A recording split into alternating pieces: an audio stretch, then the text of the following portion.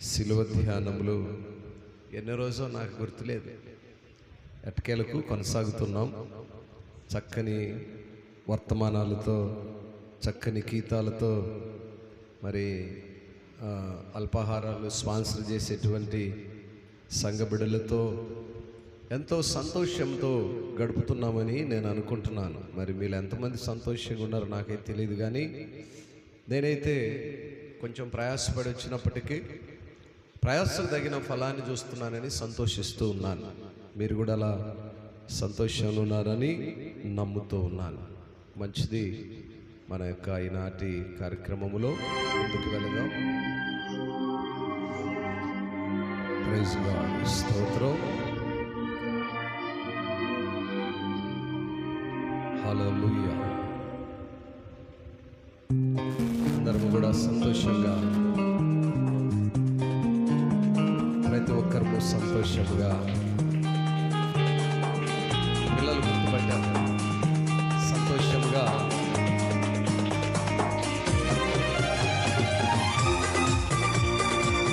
సంతోషంగా ప్రతి ఒక్కరు సంతోషంగా. Praise God, praise God.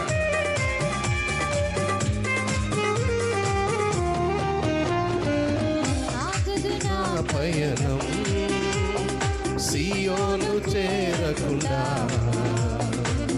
ఆగదు నా పయనం, సియోను చేరకుండా. ఆశలు కోరికలు వెనుకకు లాగినను, ఆశలు కోరికలు వెనుకకు లాగినను, సాగిపోయేదను చేరా సాగిపోయేదను. ఎల్షదాయ్ బలమీయగా మరి లోతుగా వేరు తందెదను, అడనాయ్ తోడుండగా పైకెదిగి ఫలించెదను. ప్రతి ఒక్కరు మరి లోతుగా వేరు తందెదను, అడనాయ్ తోడుండగా పైకెదిగి ఫలించెదను. ఆగదు నా పయనం సియోను చేరకుండా, ఆగదు నా పయనం. ఎస్,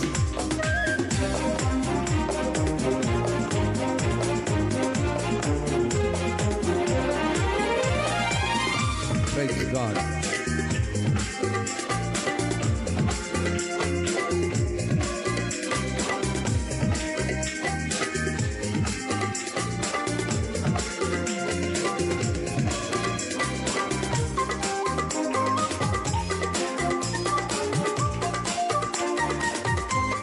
ఇంగ్లీష్ మాట్లాడడంలో పెద్ద ప్రాబ్లం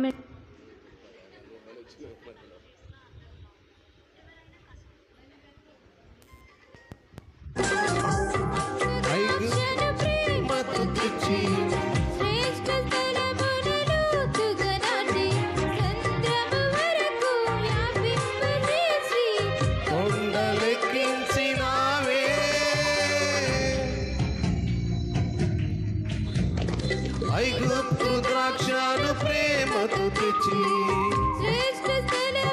లోతుగా నాటి కొండలెక్కించినావే. నీ నీడలో కాయుమా, నీ చేతి కొమ్మను నీ నీడలో కాయుమా. ఎల్షదాయ్ బలమీయగా మరి లోతుగా వేరు తందెదను, అడనాయ్ తోడుండగా పైకెదిగి ఫలించెదను. ఎల్షదాయ్ బలమీయగా మరి లోతుగా వేరు తందెదను, అడనాయ్ తోడుండగా పైకెదిగి ఫలించెదను.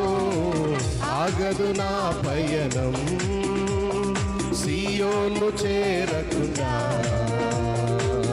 ఆగ ఆగదు నా పయనం సియోను చేరకుండా. ఎస్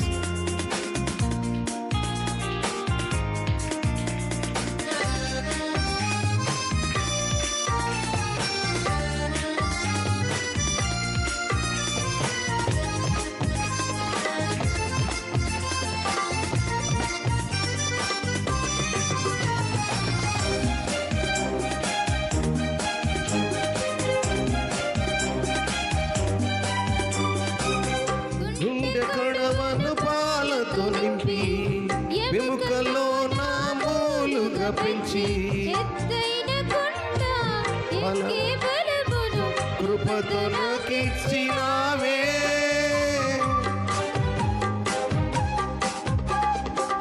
గుండె కొడవను పాలతో నింపి ఎముకలో నా మూలుగా పెంచి ఎత్తైన కొండెక్కి కృపతో నాకిచ్చినావే. ఈ శక్తి నాకిచ్చెను నీ చేతి భోజనమే. ఈ శక్తి నాకిచ్చెను ఎల్ షదాయ్ బలమీయగా మరి లోతుగా వేరు తన్నెదను. అడనై తోడుండగా పైకెదిగి ఫలి ఎల్ షదాయ్ బలమీయగా మరి లోతుగా వేరు తన్నెదను. అడనై తోడుండగా పైకెదిగి ఫలించెదను. ఆగదు నా పయనం సియోను చేరకుండా. ఆగదు నా పయనం సియోను చేరకుండా.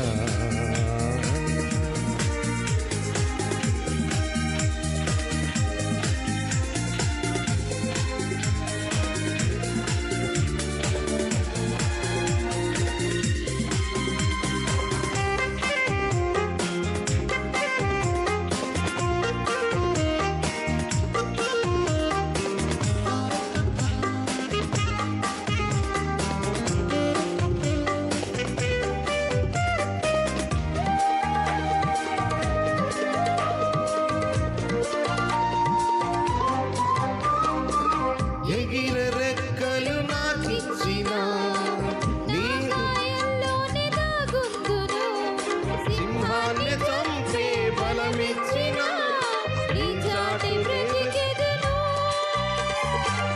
ఎగిర రెక్కలు నాకిచ్చిన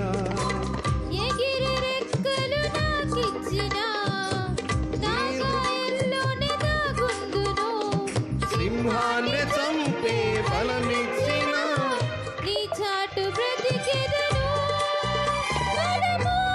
నీవే కదా కృపయు నీవే కదా బలము నీవే కదా కృపయు నీవే కదా. ఎల్ షదాయ్ బలమీయగా మరి లోతుగా వేరు తన్నెదను. అడనై తోడుండగా పైకెదిగి ఫలించెదను. ఎల్ షదాయ్ బలమీయగా మరి లోతుగా వేరు అడనై తోడుండగా పైకెదిగి ఆగదు నా పయనం సియోను చేరకుండా. ఆగదు నా పయనం సియోను చేరకుండా. ఆశలు కోరికలు వెనుకకు లాగినను. ఆశలు కోరికలు వెనుకకు లాగినను. చేరా సాగిపోయేదను నా గమ్యము చేరా సాగిపోయేదను. ఎల్ షదాయ్ బలమీయగా మరి లోతుగా వేరు తన్నెదను. అడనై తోడుండగా పైకెదిగి ఫలించెదను. ఎల్ షదాయ్ బల బలమీయగా మరి లోతుగా వేరు తన్నెదను అడనై తోడుండగా పైకెదిగి ఫలించెదను ఆగదు నా పయనం సియోను చేరకుండా ఆగదు నా పయనం సియోను చేరకుండా. హల్లెలూయా. ఇంకా అద్దె ఇంట్లోనే దేవుని ఉన్నత కృపను బట్టి దేవుని ఘనమైన నామమును చక్కగా కీర్తించుకొనుటకు శ్రేష్టమైన సంగతులను అనుదినము ధ్యానం చేసుకొనుటకు దేవుడు మనకిచ్చిన శ్రేష్టమైన సమయానికి అదే నిరీక్షణతో చేరువచ్చిన మీకందరికీ ప్రభు పేరిట వందనాలు. అందరు కూడా మీ తలలు పైకెత్తి దేవుని వాక్యంపై ధ్యానం ఉంచాలని ప్రేమతో మనవి చేస్తున్నాను. మరి నాటి మన యొక్క వాక్య ధ్యానము ఇర్మియా చేసినటువంటి ప్రార్థనను ఈరోజు నేర్చుకుందాం. భక్తుడైనటువంటి ఇర్మియా గారు ప్రార్థన చేస్తున్నాడు. ఇర్మియా గ్రంథము 12వ అధ్యాయము 2వ వాక్యాన్ని చూద్దాం. నీవు వారిని నాటుచున్నావు, వారు వేరు తన్నుచున్నారు, వారు ఎదిగి ఫలమునిచ్చుచున్నారు, వారి నోటికి నీవు సమీపముగా ఉన్నావు కానీ వారి అంతరింద్రియములకు దూరముగా ఉన్నావు. స్తోత్రం. హల్లెలూయా. మంచిది. ఈరోజు మీకు అందరికంటే కూడా పిల్లలే చాలా యాక్టివ్గా ఉన్నారు. చక్కగా 2 చేతులు జోడించి సంతోషంగా చప్పట్లు కొడుతూ దేవుని కనపరుస్తున్నారు. పిల్లలకి బాల్యం నుంచి మనం అవే నేర్పించుకోవాలి. అందుకే పునరుద్ధాన దినబందు మీరు మాత్రమే సంఖ్యలో బైబిల్ పెట్టుకొని రావడం కాదు, కానీ కుటుంబాలుగా పిల్లలను బాల్యం నుంచే దేవుని సన్నిధికి నడిపే తల్లులుగా ఉండాలి. వాడు చెడిపోయారంటే, వాడు పాడైపోయారంటే, వారు దేవుని సన్నిధికి దూరంగా ఉన్నారు అంటే ఆ బాధ్యత ఎవరు చెప్పండి? ఎవరు చెప్పండి? తల్లి తండ్రులమైన మనదే. బాల్యం నుంచి ఎప్పుడైతే మన బిడ్డలను దేవుని సన్నిధికి అలవాటు చేయమో వాడు పెద్దవాడైనాక ఆ త్రోవకు రాలేడు. ఇప్పుడు చూడండి, యవనస్తులైన మీ పిల్లల్ని ఎవరినైనా చేతనైతే ఎవరన్నా మందిరానికి తీసుకురండి, అవ్వదు. ఆ మొక్క ఏమైపోయిందంటే వేరు పారిపోయింది. ఈరోజు పాట పాడుకున్నాం కదా, వేరు తన్నారట. వేరు తన్నటం ఏంటి? వేరు తన్నటం అంటే వేరు బాగా ముద్దైపోయింది, లావైపోయింది, మనకు మాట వినని స్థితికి మారిపోయింది. ఈరోజు మన పిల్లలు కూడా వేరు తన్నేశారు. వాళ్ళు వేరు తనకుండా ఉండాలి అంటే మనం ఏం చేయాలంటే బాల్యంలో నుంచే ఇప్పుడే ఆ చిన్న బిడ్డలను దేవుని సన్నిధికి నడిపిస్తే సంతోషంగా పాటలు నేర్చుకుంటారు, చక్కగా ప్రార్థన నేర్చుకుంటారు, చక్కగా వాక్యాలు వింటారు. వారు యవ్వన కాలంకి వచ్చేసరికి వారు మరొకరికి నేర్పించే స్థితిగా ఉంటారు. వారు వివాహాలు అయ్యే స్థితికి వాళ్ళ బిడ్డలకు నేర్పించుకునే స్థితికి ఉంటారు. ఒక మంచి సాక్ష్యం కలిగినటువంటి క్రైస్తవ పిల్లలుగా ఉంటారు. మంచిది. ఈరోజు మన వాక్య ధ్యానంలో మనం చూస్తే ఇర్మియా గారు ప్రార్థన చేస్తున్నాడు. ఏమని ప్రార్థన చేస్తున్నాడంటే, అయ్యా, బయట ప్రపంచములో మనుషుల్ని చూస్తున్నప్పుడు, వారు వర్ధిల్లుతున్న విధానాలను చూస్తున్నప్పుడు, వారు ఆశీర్వాదకరంగా విధానముగా ఉన్నప్పుడు, వారిని చూస్తున్నప్పుడు నా మనస్సు ఎందుకో చాలా బాధపడుతుందయ్యా. దుష్టులేమో వర్ధిల్లిపోతూ ఉన్నారు, దేవుని యందు అనగా నీ యందు మేము భయభక్తులు కనపరిచి అనుదినము ప్రార్థనలు ఉన్నా మేము వర్ధిల్లలేకపోతున్నామని తన మనసులో మరి మదన పడుతూ ప్రార్థన చేస్తున్నాడట. ఈరోజు మనమందరం కూడా అంతే కదా. ప్రార్థనకి వెళ్ళే ప్రతి క్రైస్తవుడు, ప్రార్థనకి వెళ్ళే ప్రతి క్రైస్తవురాలు, భయభక్తులు కలిగినట్టు ప్రతి కుటుంబం కూడా ఇదే ఈరోజు ఆలోచన చేస్తుందండి. ప్రతి కుటుంబం ఇదే ఆలోచన చేస్తుంది. లోకములో దుష్టత్వంతో సహవాసం చేస్తున్న వారు వర్ధిల్లుతున్నారు కదా. వర్ధిల్లుతున్నారు లేదా? వర్ధిల్లుతున్నారు, మనం చూస్తున్న వర్ధిల్లటం. కానీ దేవుడు ఇష్టపడట్లేదు. అనుకుంటున్నాడు, నీవనుకుంటున్నావాడు వర్ధిల్లుతున్నాడని. స్తోత్రం. నీవనుకుంటున్నవాడు వర్ధిల్లుతున్నాడని. వాడు ఎలా వర్ధిల్లుతున్నాడో, ఏమైపోతాడో ఈరోజు వాక్య ధ్యానం ద్వారా మనం కొన్ని మాటలను నేర్చుకుందాం. క్రైస్తవ పిల్లలమైన మనము ఈ 40 దినాలే కాదు, మన యొక్క బాల్యం నుంచి దేవుని సన్నిధి నడుస్తున్న ప్రతి క్రైస్తవుడికి ఇది ఒక ప్రశ్న. దేవుని సన్నిధికి నడుస్తున్న మేము బలహీనపడిపోతున్నాం. బాల్యం నుంచే, యవన కాలం నుంచే మాకున్న ఇచ్చలను చంపుకొని సమర్పించుకొని నీ సన్నిధిలో పరిచర్యకు, దేవుని సేవకునికి సహవాసంలో తోడుగా అండగా ఉంటున్న మేము వర్ధిల్లలేకపోతున్నాం. లోకములున్న అవిశ్వాసి వర్ధిల్లుతూ ఉన్నాడు. ఏంటయ్యా అని ఇర్మియా భక్తుడు ప్రార్థన చేస్తున్నాడు. చూడండి, మొదటి మాటలు చూడండి. యెహోవా, నేను నీతో వాదించినప్పుడు నీవు నీతిమంతుడుగా కనపడదవు, అయినను న్యాయం విధించడం గురించి నేను నీతో మాట్లాడుదును. దుష్టులు తమ మార్గములలో వర్ధిల్లనేలా, మహావిశ్వాసఘాతకులు సుఖింపనేలా. స్తోత్రం, హల్లెలూయా. ఈరోజు ప్రతి క్రైస్తవుని ప్రశ్న అండి ఇది. ఈరోజు దేవుని సన్నిధికి నడిచి యవన కాలంలో ఆయన కాడి మోస్తున్నటువంటి ప్రతి క్రైస్తవ విశ్వాసి, దేవుని పిల్లలకున్నటువంటి ప్రశ్న. అండర్లైన్ చేసుకోండి ఈ వాక్యాన్ని. ఎప్పుడైనా నీ గుడి ప్రశ్న తలెత్తుద్దేమో. ఏదైనా ఒక అనానుకూల పరిస్థితిలో ఈ ప్రశ్న నిన్ను తలెత్తే పరిస్థితి తీసుకురావచ్చు. ఇర్మియా గారు లోకంలో ఉన్నటువంటి అవిశ్వాసులైన వారిని చూసి, వారు వర్ధిల్లుతున్న విధానాన్ని చూసి దేవుని దగ్గర అడుగుతున్నాడు, అయ్యా ఇదిగో నీకు దూరస్తులుగా ఉండి దుష్టులు తమ మార్గాలలో వర్ధిల్లుతున్నారేంటి? ఇంకా అన్నాడు రెండో మాట ఏంటి? మహావిశ్వాస ఘాతకులు సుఖింపునేలా. ఈరోజు సమాజంలో చూడండి, విశ్వాసఘాతకులే సుఖంగా ఉంటున్నారు. ఇర్మియా గారికి వచ్చినటువంటి క్వశ్చన్, సమాజంలో జరుగుతున్న విధానం రెండు కరెక్టే, ఇక్కడ ఏది తప్పులేదండి. సమాజంలో అవిశ్వాసి వర్ధిల్లుతూ ఉంటాడు, దుష్టుడు వర్ధిల్లుతూ ఉంటాడు, విశ్వాసఘాతకులు సుఖముగా ఉంటారు, దేవుని పిల్లలు కష్టంగా ఉంటారు. దేవుని పిల్లలు కష్టంగానే ఉండాలి. స్తోత్రం. నువ్వు దేవుని కుమారుడుగా, కుమార్తెగా ఉంటే కష్టాలను జయించి శక్తిని దేవుని దగ్గర అడగాలి.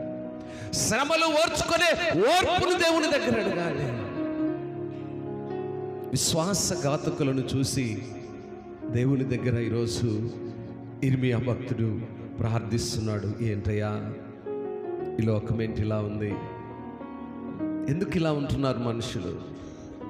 దీన్ని బట్టి మీరెందుకు వారిని విడిచిపెట్టేశారు? వారు ఉన్న విధానంలో వారిని మీరు ఎందుకు పట్టించుకోకుండా వదిలేశారు అంటున్నప్పుడు, కొన్ని సందర్భాల్లో కొంతమంది భక్తుల నోట వచ్చిన కొన్ని మాటలను మనము పరిశుద్ధ లేఖనాల నుంచి ధ్యానం చేద్దాం. కీర్తనల గ్రంథము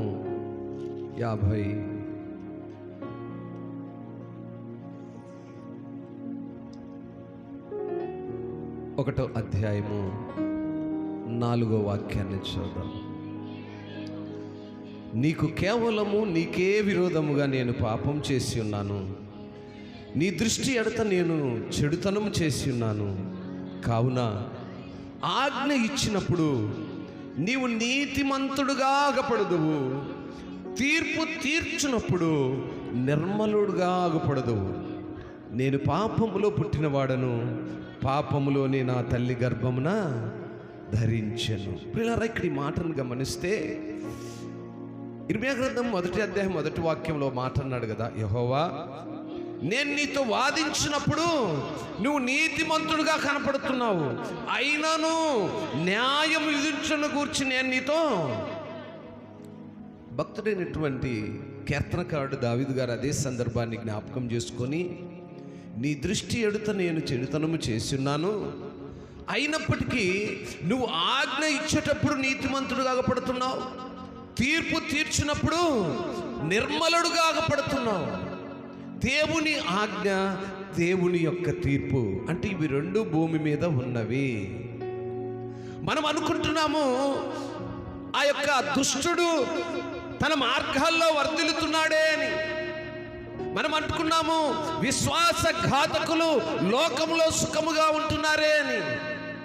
కానీ అవన్నీ అందుకే మొదటి వాక్యం అన్నాడు 51:4, నీకు కేవలము నీకే విరోధముగా నేను పాపం చేసి ఉన్నాను, నీ దృష్టి ఎడుత నేను చెడుతనము చేసి ఉన్నాను, కావున ఆజ్ఞ ఇచ్చినప్పుడు నీవు నీతిమంతుడుగా పడదువు, తీర్పు తీర్చినప్పుడు నిర్మలగుడుగా కనపడదు. దేవుని యొక్క తీర్పు ఉంది, దేవుని యొక్క ఆజ్ఞ ఉంది. ఆ తీర్పు దినమున, ఆ ఆజ్ఞలు ప్రకటించు దినమున వారి స్థితి ఏంటో ఆ రోజు విశ్వసించిన మనము చూస్తాం. దుష్టుడు వర్ధిల్లటాన్ని ఆ రోజు చూస్తాం. మరొక మాట చూద్దాము. మలాకి గ్రంథము 3వ అధ్యాయము, మలాకి గ్రంథము 3వ అధ్యాయము 15వ వాక్యం చదువు. మలాకి గ్రంథము 3వ అధ్యాయము, గర్విష్ఠులు ధన్యులగుదురనియు, యెహోవాను శోధించు దుర్మార్గులు వర్ధిల్లుదురనియు, వారు సంరక్షణ పొందుదురనియు ఎవరు అనుకుంటున్నారట? మీరు చెప్పుకొనుచున్నారు. స్తోత్రం, హల్లెలూయా. ఎవరు చెప్పుకుంటున్నారు ఇవి?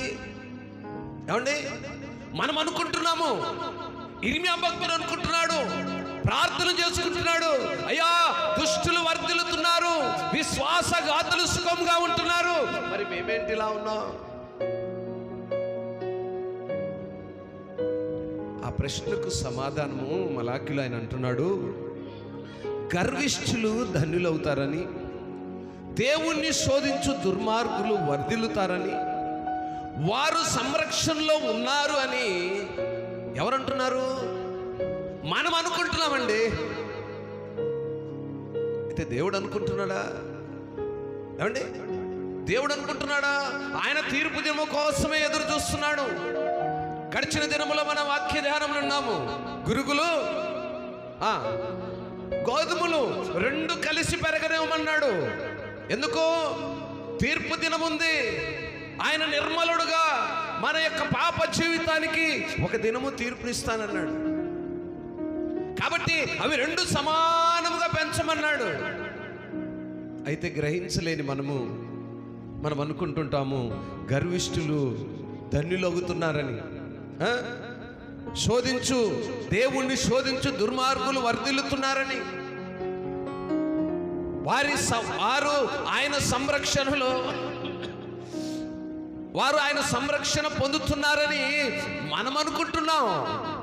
కానీ దేవుడైతే అట్టి వారిని గురించి ఏమనుకుంటున్నాడంటే, వారికి ఒక దినము ఉంది, ఆ దినము కొరకు నేను ఎదురు చూస్తున్నాను, కనుక వారి స్థితి ఏంటో నేను మీకు తెలియజేస్తాను. ఇక్కడ రెండో మాటలన్నాడు, నీవు వారిని నాటుచున్నావు, వారు వేరు తన్నుచున్నారు. ఇప్పుడు వేరు తన్నుచున్నారు అనే మాటను మనము జాగ్రత్తగా ఆలోచిద్దాం. వేరు అనే మాటను ఇంగ్లీష్లో రూట్ అంటాం.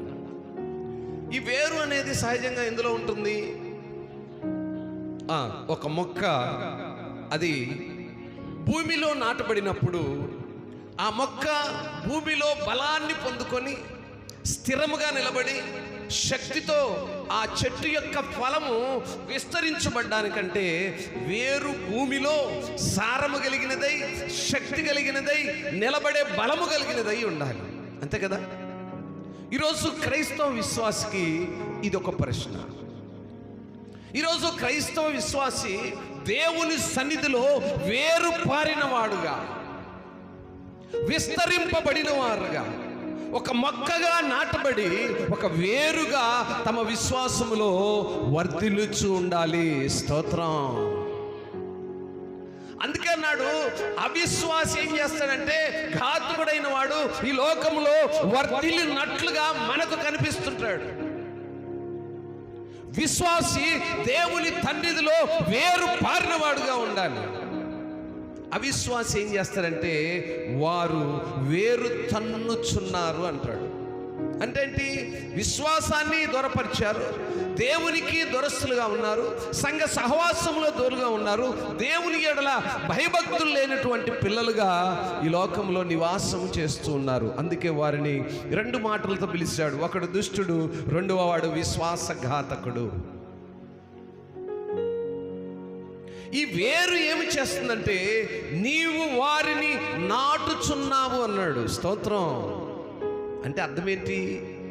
నీవు వారిని భూమిపై నివసించటానికి, జీవమును బ్రతకడానికి కావలసినటువంటి ప్రతి విధమైన అక్కరను ఆర్థికంగా, శారీరకంగా, మానసికంగా అన్ని విషయాలను వాళ్ళు అభివృద్ధిలో ఉంచావు.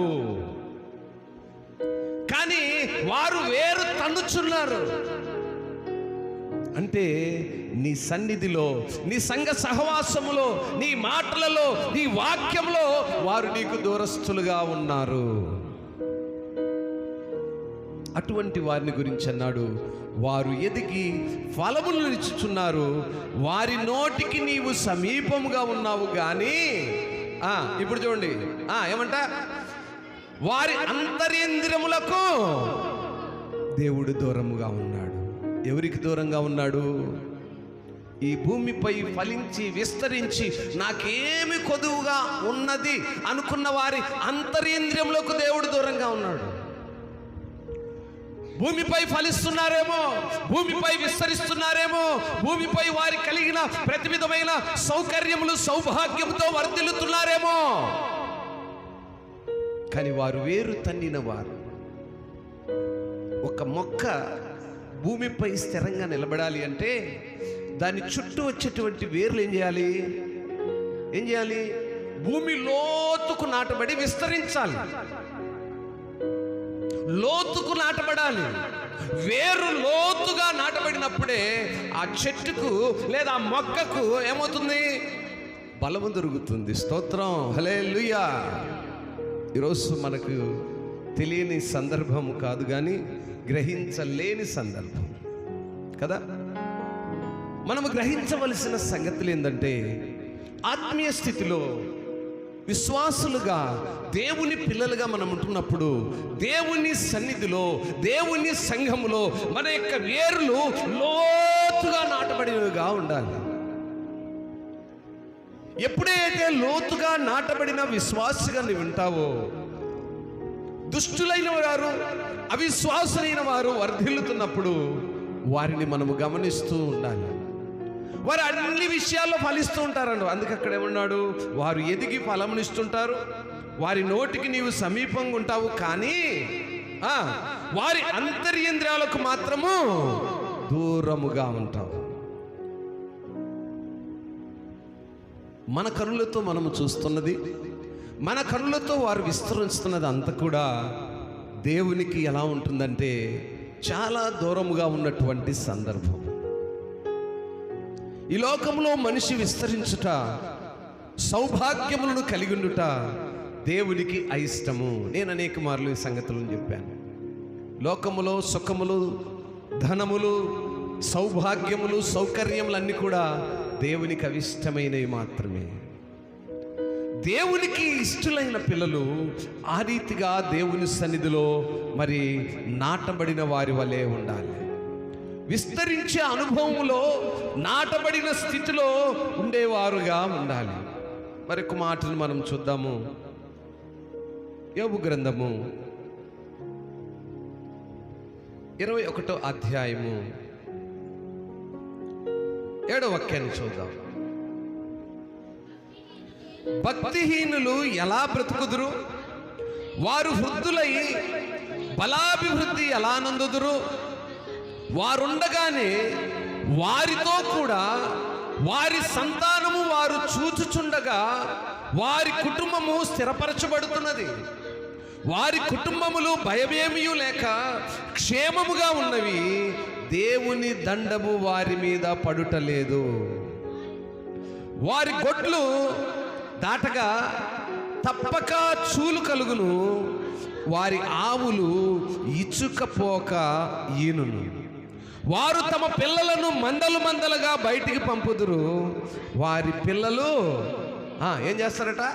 నటనము చేయుదురు, తంబూర స్వరమండలములను పట్టుకొని వాయించుదురు, సానిక నాదం విని సంతోషించుదురు.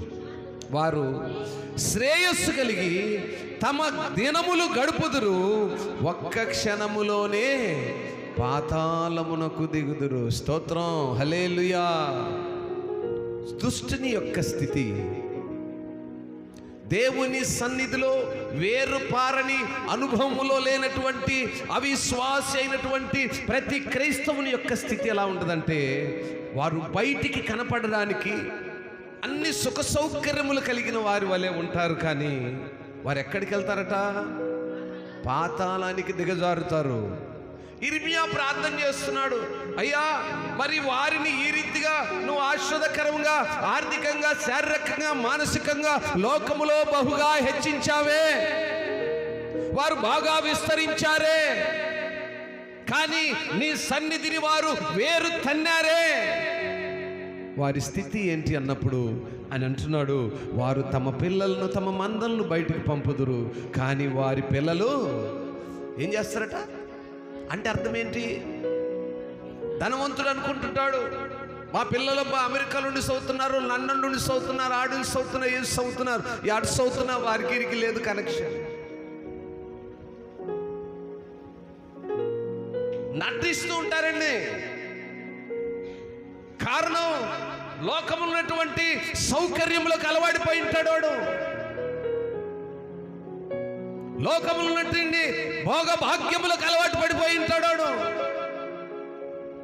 ఒక డాక్టర్ గారు వచ్చారు, డ్రైవింగ్ నేర్చుకుంటూ మాట్లాడుతూ ఏమి సార్ ఈ రోజుల్లో పిల్లలు చదివారంటే చాలా కష్టంగా ఉందండి, మా పాపను కాలేజీలో చేర్చాము, తను డాక్టర్ చదువుతూ ఉంది, మనమేమో మధ్యస్థంలో ఉన్నాం, ఏదో మేము ఉండి లేక ఏదో అట్లా చిన్నగా ఏదో కోర్స్ చేసి డాక్టర్లు అయ్యాము, మా పిల్లలను మేము పెద్ద సిటీలో వారు కూడా చదువుకుంటే బాగుంటుందని కష్టపడే వాళ్ళు అక్కడికి పంపిస్తే వాళ్ళు ధనవంతులతో సహవాసం చేసి వాళ్ళతో పాటు ఆ లగ్జరీని వీళ్ళు అనుభవించాలని చూస్తున్నారు సార్. ఎక్కడ తెచ్చిపెట్టగలమండి మనం? అంటే పిల్లలు ఏం చేస్తున్నారు? నటిస్తూ ఉన్నారండి. మనం అనుకుంటుంటాం ధనవంతుల పిల్లలు చాలా ఇదిగా ఉంటారని, లోక భోగ భాగ్యాలతో తూగుతూ ఉంటారు, మామూలుగా తూగరు.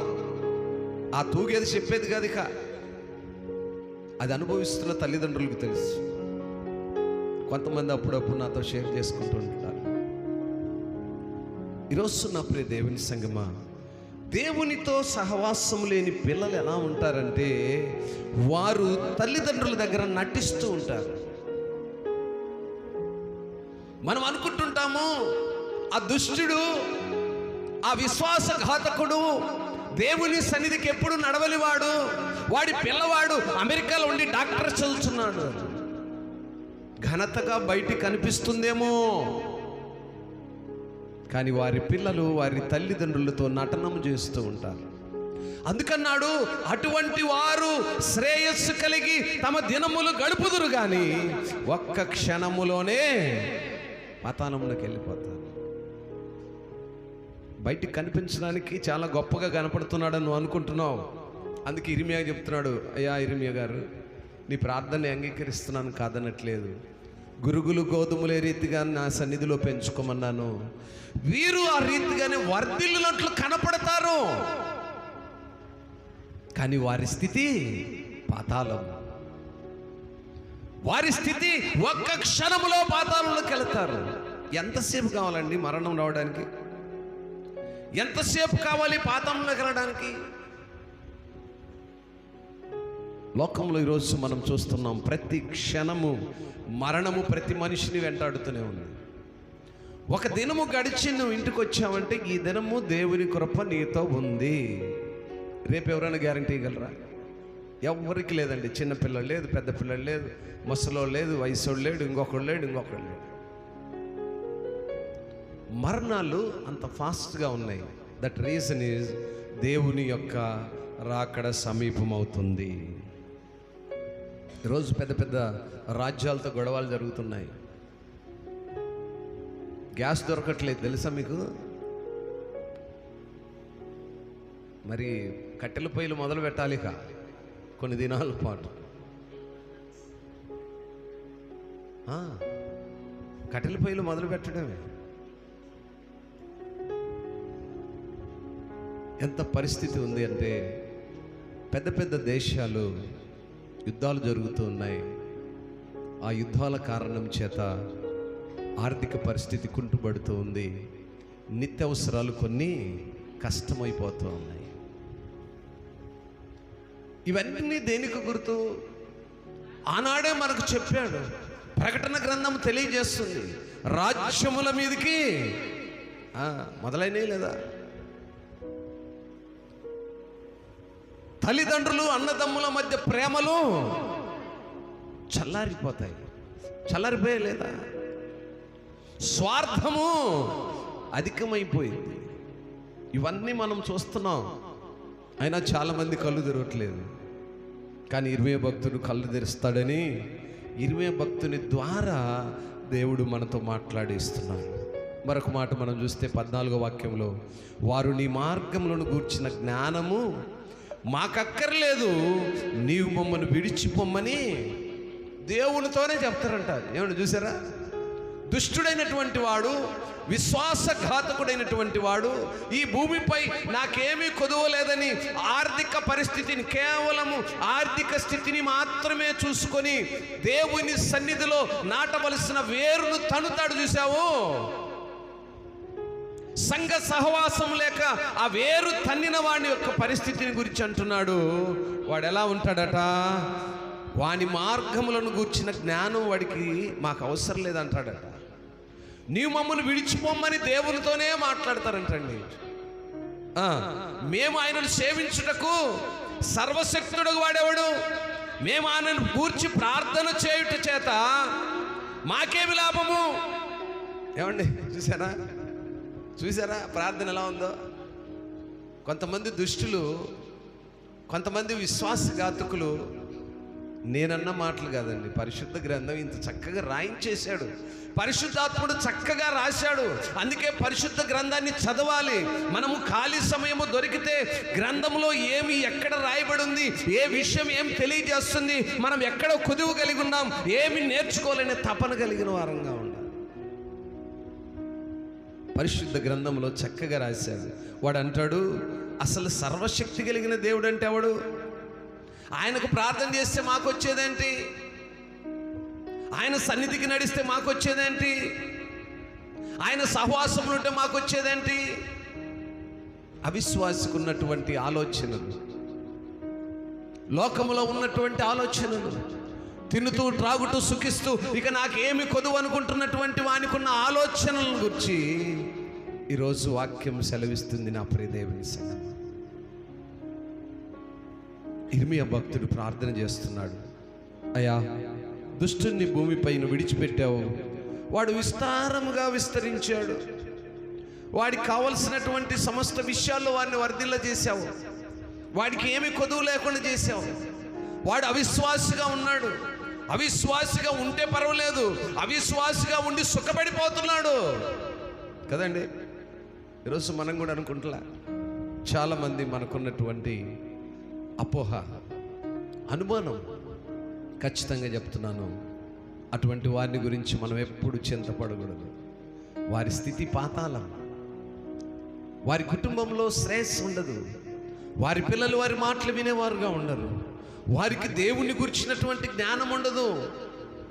వారు అనుకుంటుంటారు, దేవుని సన్నిధికి వెళ్తే నాకేంటి లాభం, మందిరానికి వెళ్తే నాకేంటి లాభం, ప్రార్థిస్తే నాకేంటి లాభం, కానుకలిస్తే నాకేంటి లాభం, సహవాసంలో ఉంటే నాకేంటి లాభం.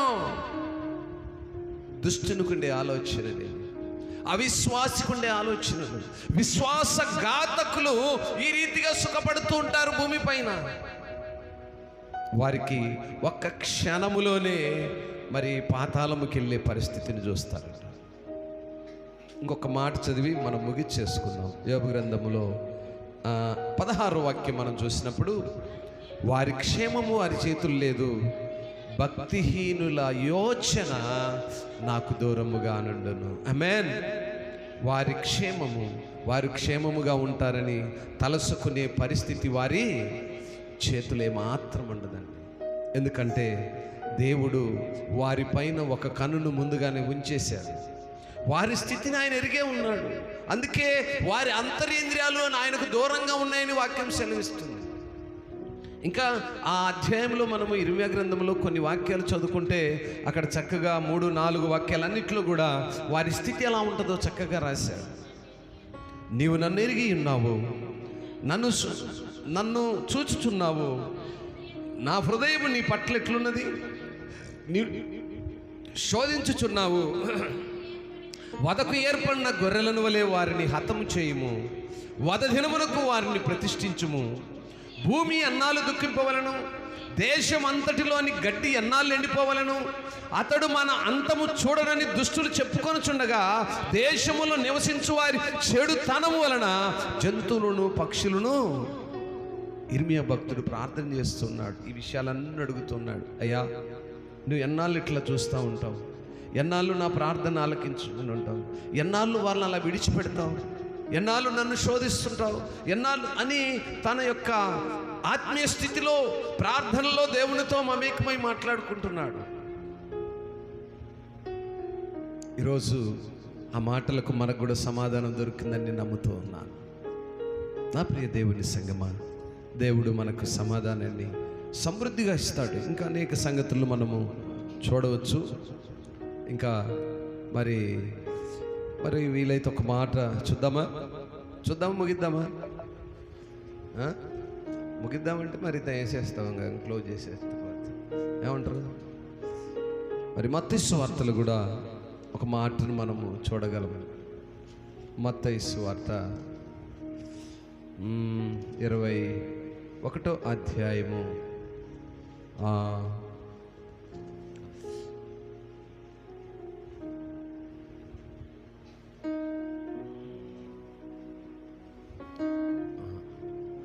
కాదమ్మా, రోమీలకు రాసిన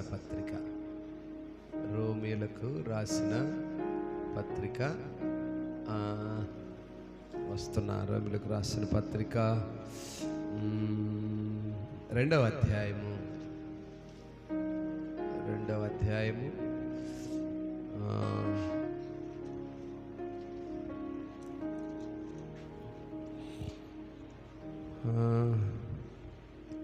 5వ వాక్యం.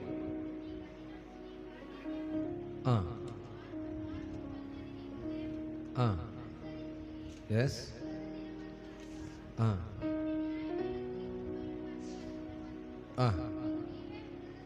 చాలు. మనం గమనించినట్లయితే అవిశ్వాసి లోకంలో వర్ధిల్లుతున్నాడన్నప్పుడు పౌలు కూడా రోమా సంఘానికి ఒక చక్కని పత్రిక రాశాడు. నీ కాఠిన్యమును మార్పు పొందని నీ హృదయమును అనుసరించి ఉగ్రత దినమందు, అనగా దేవుని న్యాయమైన తీర్పు బయలుపరచబడు దినమందు నీకు నీవే ఉగ్రతను సమకూర్చుచున్నావు. ఎవరికిది? వాడు అనుకుంటుంటాడు, లోకములు నివసిస్తున్నటువంటి అవిశ్వాస అయినటువంటి వాడు, సంఘ సహవాసం లేనటువంటి వాడు, దేవుని సన్నిధికి నడవనటువంటి వాడు అనుకుంటున్నాడు, వాడిని బట్టి అంటున్నాడు, నీ కాఠిన్యమును బట్టి. కాఠిన్యం అంటే నీ కఠినమైన హృదయాన్ని బట్టి. సేవకులు అనేక దినముల నుంచి దేవుని సన్నిధిలో గోజారుతున్నప్పుడు కఠినమైన హృదయము కలిగి, బండబారిన హృదయము కలిగి, రోషము లేని విశ్వాసిగా బ్రతుకుతున్నావే.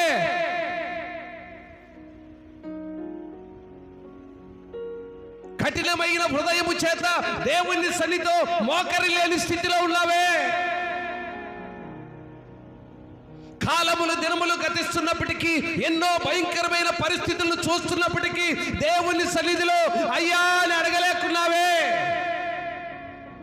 అటువంటి నీ కఠినమైనటువంటి హృదయాన్ని, మార్పు పొందని నీ హృదయాన్ని ఉగ్రత దినమందు, దేవుని న్యాయమైన తీర్పు బయలుపరచబడు దినమందు నీకు నీవే ఉగ్రతను సమకూర్చుకొనుచున్నావు. ఈరోజు నా ప్రియ దేవుని సంగమా, ఎంతమంది హృదయ కాఠిన్యము చేత దేవుని సన్నిధికి రాలేకపోతున్నారు. యవనస్తులేంటి, నడిప్రాయులేంటి, వృద్ధులేంటి, ఎన్నో అనానుకూలమైన మాటలు, లోకముతో సహవాసం కలిగిన పరిస్థితులు, ఒకరి ఎడల ఒకరు హెచ్చింపులు తగ్గింపులు. దేవునికి భయపడట్లేదండి, మనుషులకు భయపడుతున్నారు. మనుషుల్ని హెచ్చించుకుంటున్నారు, వారు వారే గొప్ప చేసుకుంటున్నారు, వారు వారే తగ్గించుకుంటున్నారు, వారు వారే బలహీనపరుచుకుంటున్నారు, వారు వారే హింసించుకుంటున్నారు, వారిని వారే హెచ్చించుకుంటున్నారు. ఇక్కడ దేవుని ప్రమేయం లేదు, సేవకుని ప్రమేయం లేదు. కారణము వారి ఇష్టానుసారమైన ఇచ్చలను బట్టి, వారి కోరికలను బట్టి, వారి కాఠిన్యమును బట్టి, వారి హృదయములు ఉన్నటువంటి లోకానుసారమైన పోకడలను బట్టి దేవునికి దూరస్తులుగా ఉన్నటువంటి అవిశ్వాసులైన వారిని గూర్చి ఇర్మియా భక్తుడు ప్రార్థన చేస్తున్నాడు. అయ్యా, అవిశ్వాసులైనటువంటి ఈ విశ్వాసఘాతకులు ఎలా ఈ భూమిపై హెచ్చించబడుతున్నారు? వారు ఏంటి ఇంత సుఖంగా ఉన్నారు? మేమేమో దివారాత్రులు నీ పాదాల దగ్గర పడి ఉన్నాం. మాకున్నటువంటి విశ్వాసాన్ని బట్టి, యవన కాలమును మాకున్న ఇచ్చలను చంపుకొని, నడి ప్రాయములో మాకున్న ఇచ్చలను చంపుకొని, లోకముపై మాకున్న ఆశలను చంపుకొని నీకు విధేయులుగా ఉండాలని, లోకములున్న ప్రతి విధమైన అవిధేయతలను విడిచి నీ సన్నిధికి వస్తున్నామే. వాళ్ళేంటయ్యా అలా హెచ్చిస్తూ ఉన్నావు? ఎన్నాళ్ళు వాళ్ళని అలా చూస్తుంటావు? ఎన్నాళ్ళు వాళ్ళు అలా సుఖంగా ఉంటారు అంటున్నాడు. వారి సుఖము క్షణమాత్రమే, వారు క్షణపాటులో పాతాళంలో చేర్చబడతారు. ఈరోజు మన విశ్వాసము పరమందు ఆయనతో చేర్చేటువంటి కృప. స్తోత్రం. వేరు తన్నాడు. ఏ రీతిగా మొక్క భూమిలో నాటబడినప్పుడు దాని యొక్క వేరులు విస్తరింపబడి బలమైనటువంటి చెట్టుగా నాటబడి అనేక ఫలములనిస్తుందో, దేవుని సన్నిధిలో ఒక విశ్వాసిగా వేరుతో నాటబడిన వారుగా ఉండాలి. అవిశ్వాసి వేరు తన్నుతున్నాడు, బలము లేని మొక్కవలే నివసిస్తున్నాడు. ఏ క్షణములో గాలి తగిలినది పడిపోతూ ఉంది. విశ్వాసి దేవుని సన్నిధిలో వేరు నాటబడిన వారే, వేరు లోతుగా నాటబడిన వారు. ఆ విశ్వాసంలో వర్ధిల్లు కృపను దేవుడు మరి వాక్య భాగం విన్నటువంటి సంఘ బిడ్డలకును, వీక్షిస్తున్నటువంటి ప్రజలకును అట్టి మరి కృప, అట్టి శాశ్వతమైనటువంటి జీవము. ఒక అవిశ్వాసిని చూసి నీ హృదయంలో నువ్వు మదన పడుతుంటావు, వాడి ఎదుగుదలను చూసి నువ్వు అనుకుంటుంటావు, అయ్యో ఏంటి ప్రభువా అని. ఈరోజు నీకు సమాధానము దొరికిందని నేను అనుకుంటున్నాను. మోకరించి ప్రార్థన చేద్దాం, మోకరించి ప్రార్థన చేద్దాం. ప్రతి ఒక్కరము మోకరించుదాం, 2 మాటలు అడుగుదాం.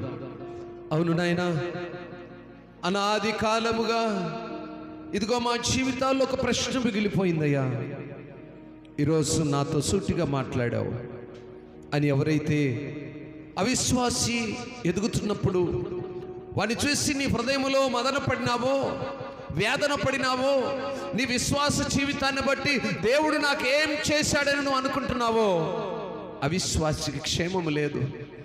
అవిశ్వాసి పిల్లలు క్షేమముగా ఉండరు.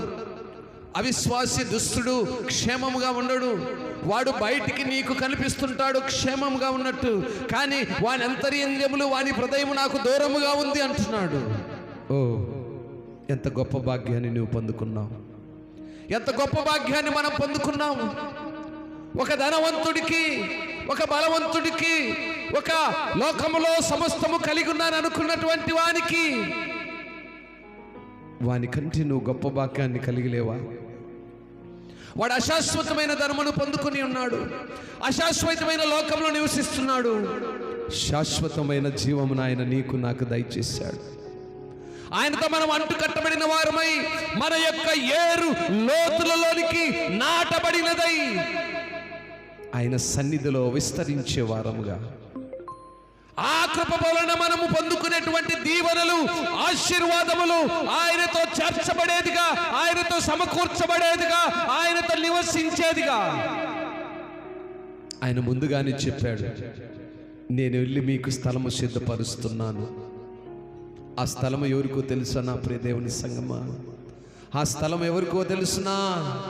ఆయనతో వేరు పారిన వారై, ఆయనతో అంటు కట్టబడిన వారే, ఆ అంటు కట్టబడిన వేరు లోతుగా నాటబడినదై విస్తరించి ఆ ఫలమును అనుభవించే పిల్లల కొరకు ఆయన పరమందు నివాసమును సిద్ధపరిచి ఉన్నాడు. ఈ లోకం అశాశ్వతమైనది, ఇది మన వెంట రాదు, ఇది దేవునికి ఇష్టమైనది. ఈ ప్రయాణము మనకు అక్కర్లేదు. శాశ్వతమైన జీవము దేవుడు పరమందు దాచున్నాడు. అది పొందుకొనుటకు దేవుడు కృప చూపును గాక. పరిశుద్ధుడా, ప్రేమ స్వరూపి, నీ పరిశుద్ధమైన పాదాలను బట్టి స్తోత్రాలు అయ్యా. ఈ రాత్రికాల సమయంలో నీ బిడ్డలతో మీరు సూటిగా మాట్లాడారు నాయన. అవిశ్వాసి భూమిపై వర్ధిల్లుతున్నప్పుడు వాడు వర్ధిల్లుతున్న విధాయాన్ని బట్టి విశ్వాస జీవితం ఉన్నటువంటి పిల్లలు త్రొట్టిల్లకుండా, పడిపోకుండా నీ వైపు సూటిగా చుట్టానికి మీరు మాతో మాట్లాడిన దేవా మీకు స్తోత్రాలు. ఈ మాటలు మా జీవితాల్లో విస్తరింపచేయండి నాయన. మేము నీ సన్నిధిలో మా యొక్క వేరు లోతుగా నాటబడినదై మాకు కలిగిన ఫలములు విస్తరించేవై పరమందున ఒక దినము నీతో చేరే కృపలో మమ్మల్ని ఉంచుతానని నీ మాటల ద్వారా మమ్మల్ని హెచ్చరించి, నీ మాటల ద్వారా ప్రభా మమ్మల్ని బలపరిచి స్థిరపరిచి, మాలో ఉన్నటువంటి అవిధేయతలో పడిపోకుండా స్థిరపరచబడుటకై నాయన లోతుగా మా ఏరులు నాటబడుటకై వాటి వలన మేము పొందుకునే ఫలాలు విస్తరించేవిగా ఉండులాగిన కృప చూపమని, ఈ మాటలు విన్న బిడ్డల జీవితాల్లో నూతన కార్యాలను చేయమని, ఇంకా ఇంతవరకు నిన్ను ఎరుగక నాయన హృదయమును నాయన లోకములను ఉంచి నీ వైపు చూడని బిడ్డలతో మీరు మాట్లాడమని యేసే ఘనమైన నామములో ప్రార్థించి మనవులన్నీ అడిగి వేడుకొని పొందుకొని ఉన్నాము తండ్రి. ఆమేన్. త్రియేక దేవుని కృపా కాపుదల ఈ వాక్య ధ్యానం ఆలకించిన బిడ్డలకు యూట్యూబ్ ద్వారా వీటిని విని వారి జీవితాలను సరిచేసుకోవడానికి తీర్మానం చేసుకున్నటువంటి కుటుంబాలకును ఇప్పుడు ఎల్లప్పుడు సదాకాలము ఆయన కృప తోడై నడిపించునుగాక. ఆమేన్.